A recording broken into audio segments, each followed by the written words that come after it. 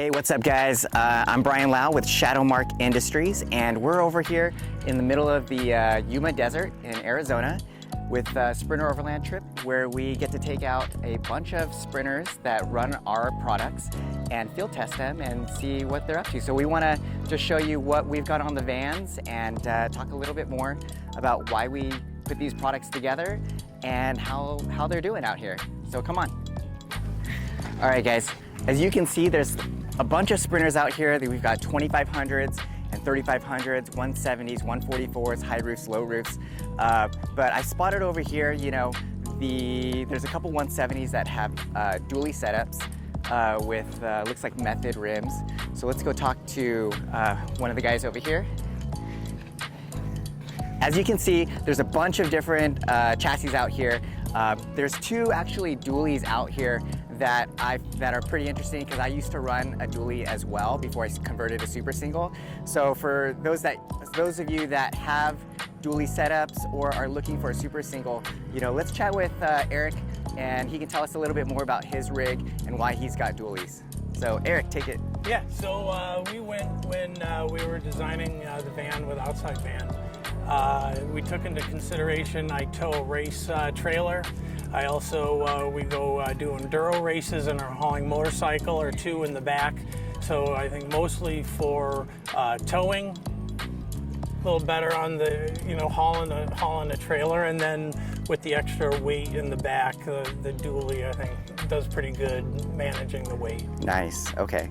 So, you know, you mentioned, you know, there's an interest in converting to super singles. Like what kind of concerns or what would make you want to convert to a super single with your dually setup right now? I think what we're going on and doing today, I would be more comfortable running a bigger tire, you know, a little bit more off-road oriented in my mind, a super single is. Okay. And it certainly does good as a dually, but I think the ride comfort and some other things taken into consideration would make a super single pretty nice. Oh, for sure, for sure. Very legitimate concerns and aspirations to switch to a super single. So let's take a look at his setup right now and see what you got. So Eric, what kind of wheels are you running right now? We've got the Method dually wheels.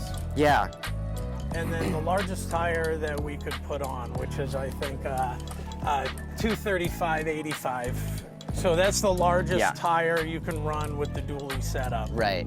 So this is a 16-inch wheel. Normally the OEM Steely is a 16 by 5.5.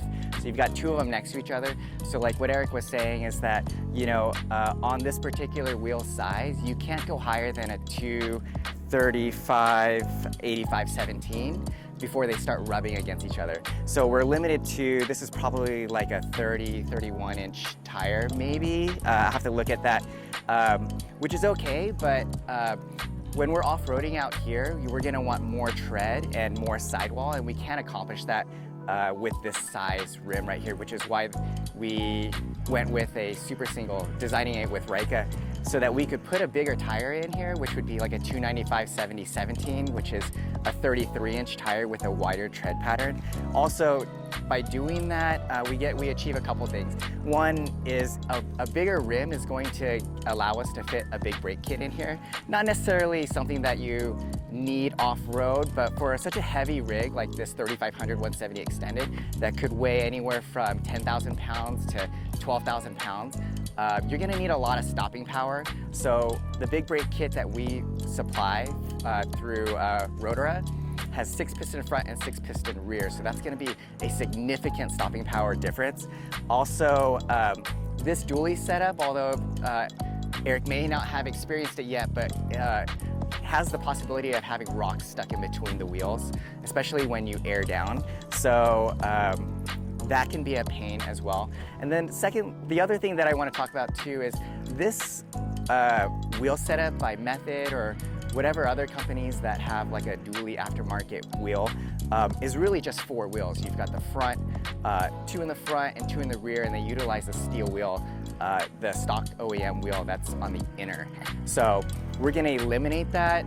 Something that could be considered is that by eliminating 4 wheels and going to 2 wheels, we get less rolling mass, less weight on the rear axle, and then we switch that up to a super single, which the wheel only weighs 27 pounds. So that's going to be a significant difference as well. Might even get more acceleration power, with that less rolling weight. Let's look at the front over here. Okay, so some of the things that owners don't like about the front is, one, aesthetically, sorry, not knocking your wheels, Eric, but we don't like this big bell shape right here. It just looks off on a dually. And then also you're very limited to a skinny tire. Again, this is a 235 85/17 as well. So you've got a skinny tire and you've got kind of like a staggered big setup in the rear. So by going to super single, we equalize, or we make all the tires the same. They're all 295/70/17 all around. And then we also get rid of this. We add in the extra width towards the outside, so it makes that wheel look more flush with the fender, and you get that nice looking stance. All right, guys. This is the super single that Eric wants. This is my personal vehicle. Right here we've got a 17/8 on a 295/70/17 tire from Toyo. This is the RT Trail. What you'll notice is obviously it's a super single. There's no other wheel behind it. It's a bigger wheel. It's a 17 compared to a 16-inch Steely. Again, the 16-inch Steely is 16/5.5, and again, this is 17/8. So it's bigger. It allows for more sidewall, which is what we want because we can have more room for airing down when we're doing off-road. Also, we've got a wider tread pattern. Having one single wheel versus 2 eliminates the possibility of having any rocks stuck in between the tires. And then also aesthetically, we kind of retain that steely deep dish look.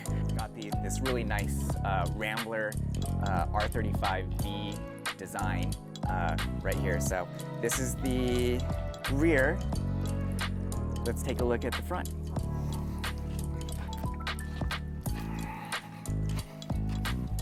All right, now this front, like we mentioned, it does not, well, I should say, we did our best to eliminate that classic dually front look of that giant bell in the center hub.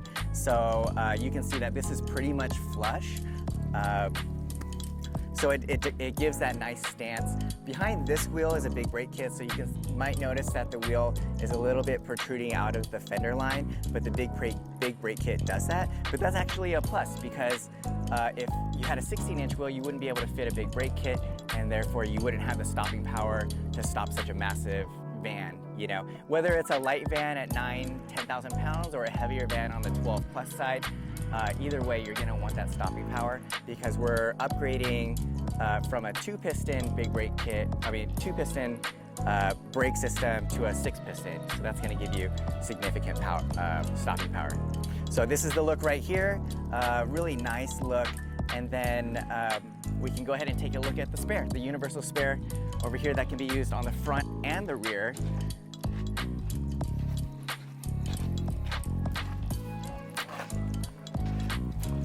So this spare, obviously indicated by the spare sign right here, can be used on the front and rear. And the way that REIKA designed this is it's basically a front wheel without the machining design that you'll see on the face of the front.